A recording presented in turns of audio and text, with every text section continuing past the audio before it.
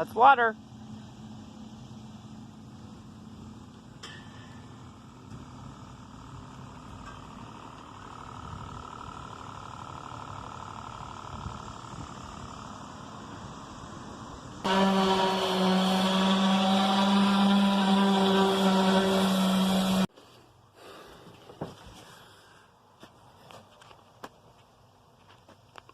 Gonna mount that somewhere here.